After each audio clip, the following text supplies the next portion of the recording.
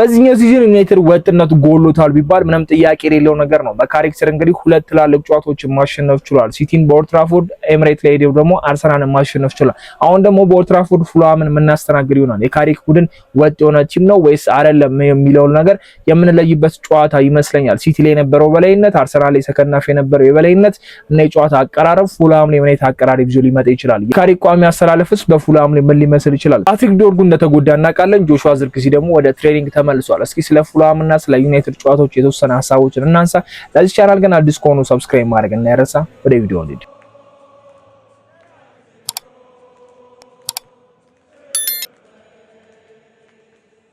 በቀላሉ 3 ነጥብ ያሳካል የምንለው ጨዋታ ፕሪሚየር ሊግ ውስጥ ምንም እንደሌለ እናውቃለን። ያንን ደግሞ ማይክል ካሪክም ተረድቶታል ብዬ አስባለሁ። በጋዜጣ መግለጫው ላይ የሚጋጠም ፉልሃምን እናከብራለን፣ ሪስፔክት እናደርጋቸዋለን የሚል አስተያየትም ሰጥቷል። ሲቲን እና አርሰናልን ላሸነፈ ምናልባት ፉልሃም አይከብደውም ተብሎ ሊገመት ይችላል። ዩናይትድ ይህንን ጨዋታ ያሸንፋል የሚል ግምቶችም ሊበዙ ይችላሉ። ግን እያወራን ያለነው ስለ ፕሪሚየር ሊግ ነው። ዩናይትድ አርሰናልን ኤምሬት ላይ ሄዶ ያሸንፋል የሚል ግምት ምንም አልነበረውም። ሲቲም ኦልድ ትራፎርድ ሲመጣ ሲቲን ያሸንፋል ዩናይትድ ብሎ ማንም የገመተ አልነበረም። ግን ማይክል ካሪክ ጥሩ የሚባል የጨዋታ አቀራረብ ይዞ መጥቶ ሁለቱንም ቲሞች ማሸነፍ ችሎ በአመት ውስጥ ትልቅ የሚባሉ 6 ነጥቦችን ማሳካት ችሏል። ለኔ ማለት ነውና ለኔ ብቻ ሳይሆን አብዛኛው ዩናይትድ ደጋፊ ይሄን ነገር ያምናል። አርሰናልና ሲቲን በዚህ ሰዓት ላይ አግኝቶ ማሸነፍ ማለት በጣም ከባድ ነው። እነሱ ለዋንጫ እየተፎካከሩ ነው፣ እኛ ደግሞ ገና አዲስ አሰልጣኝ ቀጥረን በነበረበት ሰዓት ስለሆነ ይሄን 6 ነጥብ በጣም ትልቅ ነው ያገኘው ካሪክ ብዬ መናገር እችላለሁ። ከዚህ በፊት ምናልባት አይታችሁት ከሆነ 5 ጨዋታዎችን ቪዲዮ ሰርቼ ነበር። የማይክል ካሪክ የመጀመሪያዎቹ 5 ጌሞች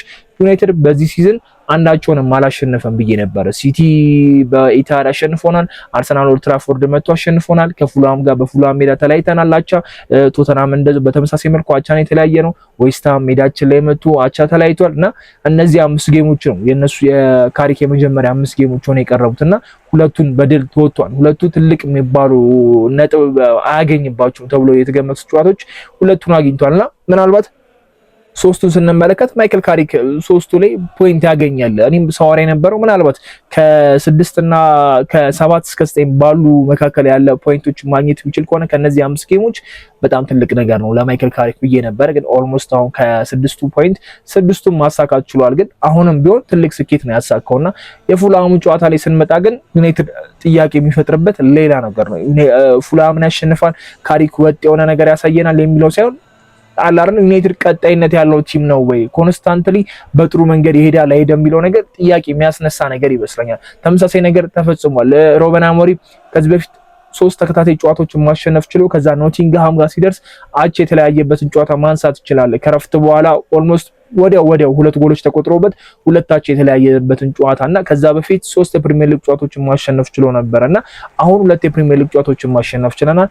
ፉልሃምን በኦልድ ትራፎርድ ማሸነፍ ምናልባት እንደ ዩናይትድ ቀላል ሊመስል ይችላል። ካሳካቸው ከተጫወታቸው ጌሞች እና 3 ነጥብ ካሳካቸው አንፃር ፉልሃምን ያሸንፋል ብለን እናወራ እንችላለን። ግን ወጥነት ወሳኝ ነገር አለው። ይሄ ቲም አሁን እርግጠኛ የምንሆንበት ቲም አይደለም። ይሄ ቲም ወጥ ነው። በቃ ዩናይትድ የትኛውንም ቲም ያሸንፋል። ዩናይትድ ፉልሃምን በቀላሉ መንገድ ያሸንፋል። ዌስትሃምን፣ ቶተናምን የምንልበት ጨዋታ አይደለም። በቃ አይደል ስቲል አሁንም ቢሆን እርጋታ ላይ አይደለንም። ኮንፊደንስ አለው ቲሙ፣ ኮንፊደንስ አለው ደጋፊው። አሁን ጥሩ የሚባል ስሜት ላይ ያሉ ተጫዋቾቹ ጥሩ የሚባል መነቃቃት ላይ ነው ያሉት። አርሰናልን ሲቲ ማሸነፍ ቀላል የሚባል እንዳልሆነ ያውቃሉ።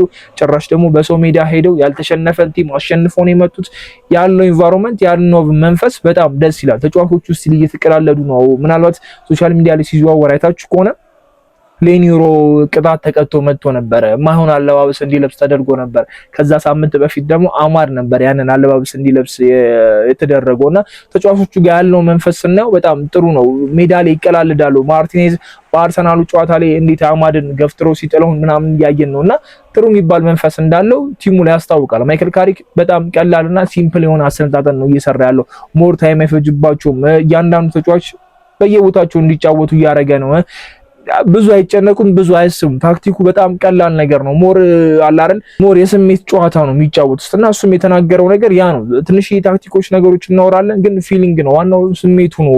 ኳስ ለመጫወት በጣም ማሸነፍ ፍላጎት ካለ ማሸነፍ ትችላለህ እና የአሞሪም ጨዋታዎች እንደሚያስቡ በጣም ግልጽ ነው። ተጫዋቾቹ በተለይ ሩበን አሞሪም ልክ እንደመጣ ያስታውቅ ነበር። አሁንም ቢሆን ተጫዋቾቹ እንዳለሙት ያስታውቁት ነበር ምን ማድረግ እንዳለባቸው።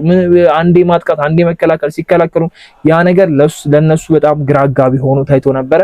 ግን በካሪክ ስር በቃ እናየዋለን። ልክ የአርሰናል ጨዋታ ላይ በተለይ በደንብ ነው በቃ ካሪክን ያደነኩበት ተጫዋቾቹ እንዴት ሪያክት እንዳደረጉ። ወዲያው ጎል ተቆጠረብን፣ ጎል ለማስቆጠር የሄድንበት ፍጥነት በጣም የሚገርም ነበር። ያቻነታውን ጎል ለማግኘት የሄድንበት ፍጥነት በአንድ ግልብጥ ነበር ያለው። የተከላከለን የነበረ ቡድኖች ልክ ሲቆጠርብን በአንድ ግልብጥ ብለን ማጥቃት ነው የጀመርነውና ዙቢሜንዲ እስከሚሳሳት ድረስ ጎል ማስቆጠር እስከምንችል ድረስ ነውና የማይክል ካሪክ አሰልጣኝ በጣም ሲምፕል እንደሆነ ያሳያል። ተጫዋቾቹ በየቦታቸው መጮቱ ብቻ የሆነ ስፔስ ለነሱ መፍጠር ከእያንዳንዱ ተጫዋቾች ጋር ጥሩ የሚባል ግንኙነት መፍጠሩ በጣም አሪፍ ነውና ስለ ዝርክዚም ተጠይቆ ነበር። ከጣሊያን ቲሞች ጋር ብዙ እየተያያዘ ነበር ምናምን የሚል ነገር ነበርና ብዙ ዲቴል ማውራት የማይጠበቅበትም እሱም ዲቴል አላወራም። ትላንትና ገና ነው ትሬኒንግ ማድረግ የቻለው። ለመጀመሪያ ጊዜ ከኛ ጋር ትሬኒንግ አድርጓል። ጥሩ ነገር ታይቶበታልና ዝርክዚ እንዴት ሰፖርት እንደሚያደርግ እናውቀዋለን። በአሞሪም ስር እንኳን ሳይጎዳ ቤንች ላይ ተቀምጦ እንኳን ከቡድን አጋሮቹ ጋር እንዴት ሰለብሬት እንደሚያደርግ እየተመለከትነው ነው። በሁለቱም ጨዋታ በሲቲውም በአርሰናሉም ጨዋታ እዛው ስቴዲየም ላይ ተገኝቶ ጨዋታዎቹን እየተመለከቱ ነበርና የቡድን መንፈሱ አሪፍ ነው። ቅሬታ ያለበት ተጫዋች የለም። እንደሚኑ ያኮረፈ ተጫዋች የለም። እንደነ ዝርክዚ በቃ ቦታ አናገኝም፣ እድል አናገኝም፣ ወደ ጣሊያን እንሂድ የሚል ተጫዋች የለም። እንደነ ማላሲያ በቃ ግራ የገባው ሰው የለም። ኖጋርት የራሱ እስከሚያኮርፉ ድረስ ደርሶ ነበር በእነ አሞሪም ስርና አሁንም ቢሆን እድል ባያገኙ መጥፎ የሚባል ስሜት አላቸው ብዬ ለካሪክ አላስብም። እና ካሪክ ይሄንን ጨዋታ በምን አይነት መንገድ ይወጣዋል የሚለው ነገር በጣም ተጠባቂ ነው። ኦልድ ትራፎርድ ላይ ጥሩ የሚባል ሪካርድ የለንም በዚህ ዓመት። የመጀመሪያዎቹ ጌሞች ላይ በጣም አሪፍ ነበርን፣ ተከታታይ ጨዋታዎችን ማሸነፍ እንችላለን።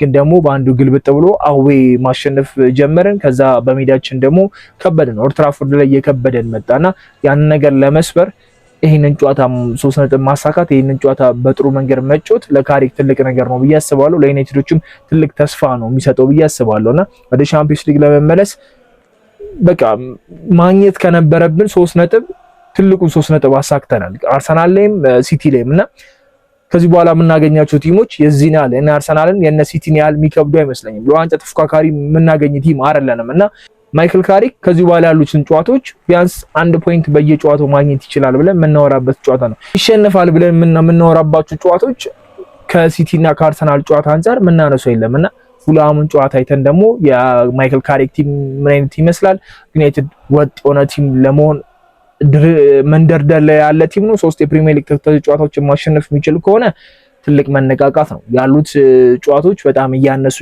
በየጊዜው እየመጡ ነው። 10 ምናምን ጌም ብቻ ነው የቀረው። ዩናይትድ የፕሪሚየር ሊግ ጨዋታዎችን ብቻ ነው የሚያደርገው። መሀል ላይ የሚገባበት ኤፍኤ ካፕ፣ ካርሊንግ ካፕ፣ የአውሮፓ መድረክ እንደሌለ እናውቃለን እና ያ ምናልባት ፎከስ አድርገው ወደ ቻምፒየንስ ሊግ እና ቻምፒየንስ ሊግ ላይ ብቻ እንዲጫወቱ ያደርጋሉ። እንደዚህ አይነት ጨዋታዎችን ደግሞ ማሸነፍ ትልቅ ስሜት ይሰጣቸዋል ብዬ አስባለሁ። ኦልድ ትራፎርድ ላይ የሚጠብቃቸው አቀባበል በጣም ትልቅ ነገር ነው። ትልቅ ሪአክሽን እንደሚጠብቃቸው ሁላችንም እናውቃለን። ኤምሬት ላይ ያደረጉት ነገር ለደጋፊ ጥሩ ስሜት ነው የሰጡት። ጎሎች በጣም ነበር የሚያምሩት። የፓትሪክ ዶርጉ የነ ኩኛ ባለቀ ሰዓት አርሰናል ካምባክ ሊሰራ ነው ተብሎ ሲጠበቅ ዩናይትድ መልሶ ካምባክ ይሰራባቸው ሞመንቶች ናቸውና ደጋፊው ማይክል ካሪክንም ተጫዋቾቹንም በጥሩ መንገድ ይቀበላል። ኦልድ ትራፎርድ 3 ነጥብ የምናሳካበት ሌላ ድል ይሆናል ብዬ አስባለሁና ፉልሃም ትልቅ ተጋጣሚ ነው። ምንም እንደ ቀል የምናየው አይደለም። ሲቲን ምን እንዳደረገው እናውቃለን። ኦልሞስት 5-2 አለቀ ምናምን የሚባል ጨዋታ 5-4 አድርጎት 5ኛ ጎል ለማስቆጠር ሲሯሯጥ ነበር። ሊቨርፑል ባለቀ ሰዓት አስቆጥሮ ነጋክፖ ማሊያቸውን አውልቀው ጨፍረው መልሶ አስቆጥረው አቻ መለየት ችሏል። ቼልሲ ማሸነፍ ችሏልና ቶተናምንም እንደዛው ማሸነፍ ችሏል። ለቀል የምናየው ቲም እንዳልሆነ በጣም ግልጽ ነው። ከቶፕ 6ዎቹ እንደዚህ ውጤት አስመዝግቧል። እኛንም አቻ ተለያይተናል፣ ፔናልቲ አብከነን ምናምን ነገርና እንደቀል የምናየው ቲም አይደለም። ፕሪሚየር ሊግ ነው። እንደቀል የሚታይ ጨዋታ የለም። ራሱም ካሪክ ተናግሮታል። አሪፍ ቲሞች ናቸው። ምንም ቀላል የሚባል ጨዋታ የለም። ከአርሰናልና ከሲቲ አንፃር ቀላል እንችላለን እንጂ እኛ ልክ አርሰናልን እንዳሸነፍ ነው ፉልሃም እኛ ላይ ያሸንፈን ይችላል። እኛ ሲቲ ላይ በላይ እንደነበረን ፉልሃም እኛ ላይ በላይ ሊሆንበት የሚችልበት ቻንስ ሊኖር ይችላልና የሆዱን ጨዋታ የማይክል ካሪክ ሌላ ጎን የምናይበት ይመስለኛል። አሁን መከላከል ላይ በጣም አሪፍ እንደሆነ ተመልክተናል። በሁለቱም ጨዋታ ስናጠቃ ሪአክት ስናደርግም አሪፍ ነው። ጎል ማስቆጠር እንደምንችል ተመልክተናል። አርሰናል ሜዳ ሄደን 3 ጎል አስቆጥረናል። በሲቲ ጨዋታ ላይ ደግሞ ኦልሞስት ወደ 5 ጎል አስቆጥረን 3 ተሽሮብን ከዛ በላይ ማስቆጠር የምንችላቸው አጋጣሚዎች የነ አማድ አንግል የነ በማጉዌር አንገልም ተጨማምሮና ብዙ ጎሎች ማስቆጠር እንደምንችል በካሪክ ስር ተመልክተናል። አሁንም ቻንስ ክሬት የሚያደርግ ተጫዋች እነ ብሩኖ ፈርናንዴዝ አሉ። ፉልሃም ላይ ተመሳሳይ ነገር ያደርጋሉ። እነም ደግሞ አሁንም ጎል ማስቆጠር ይችላሉ። አማድ ወደ አሲስት ወይ ደግሞ ወደ ጎል አድራጊነቱ ይመለሳል። ማቲያስ ኩኛስ እንዴት እናየዋለን? ቤንጃሚን ሴስኮ 90 ደቂቃ ያደርጋል ወይስ ተቀይሮ ሲገባል ጎል ያስቆጥራል የሚለው ነገር የምንመለከትበት ጨዋታ ይመስለኛልና ይሄ ጨዋታ ትልቅ ጨዋታ ነው። ዩናይትድ ወጥነቱን የምናይበት ጨዋታ ነው። 3 ነጥቡ በጣም ያስፈልገናል። ከፊት ለፊታችን ቻምፒየንስ ሊግ ነው ያለው። አንድ ስንሸነፍ ወርታችን ነው የምንወርደው፣ ምንም ጥያቄ የለውም። ሊቨርፑል፣ ቼልሲ ወደኛ መጠጋታቸው ማይቀር ነገር ነው። ያለን የፖይንት ልዩነት በጣም ጠባብ ነውና እንዲህ የተሻሸን ነው የምንሄደው። ስለዚህ በዚህ ሰዓት ላይ ዩናይትድ ነጥብ መጣል ለሱ በጣም ዋጋ የሚያስከፍለው ታይም ነው። ግን ደግሞ ለማይክል ካሪክ ትልቅ ጫና የማይሆንበት ጨዋታ ይመስለኛል። ኦልሬዲ ትልቅ ስኬት አድርጎ ነው የመጣው። ሚዲያዎች በአንዱ ሊቀየሩበት ይችላሉ። የሆነ ውጤት ቢያጣ ቢሸነፍ እናውቀዋለን። ዩናይትድ እንኳን ከነዚህ አይነት ድሎች ማግስት አይደለም እንዲሁ ዝም ብሎ እንኳን ምንም ውጤት ሳያስመዘግብ እንኳን እየቀጠለ እንደ አዲስ እንደተሸነፈ ቡድን አለ አይደል አመቱ ሙሉ ወጣ አቋም እንዳሳየ ቲም ነው ዩናይትድ የሚወቀሰውና አሁን ደግሞ ለካሪክ ሞር የሚከብደው ይመስለኛል። ለተጫዋቾቹም ኮንፊደንስ ይሄ ጨዋታ በጣም ወሳኝ ነው ብዬ አስባለሁና የሚዲያው ጫና በአንዱ ነው የሚለወጥባቸው። ሚዲያው ሲያሞግሳቸው በጣም ተመልክተናል። የካሪክ ጎል ተብሎ ሲወራለት ነበር። ዩናይትድ ተጫዋቾቹ ሮበን አሞሪም ምን አስነክቷቸው ነው በየቦታቸው ሲጫወቱ በጣም አሪፍ ነው። እነ ሜኑ የተደነቁበት፣ እነ ካስሜሮ በደንብ የተወደሱበት፣ ብሩኖ ፈርናንዴዝ በ4 ተከታታይ ጨዋታ 10 ቁጥር ቦታ ላይ ሆኖ አሲስት ያደረገበት 5ኛውስ ምናምን የምንለው ሌላ በቃ ብዙ ጥያቄዎች የሚፈጠርበት ጨዋታ ነውና እንደ 3 ነጥብ ብቻ ሳይሆን እንደ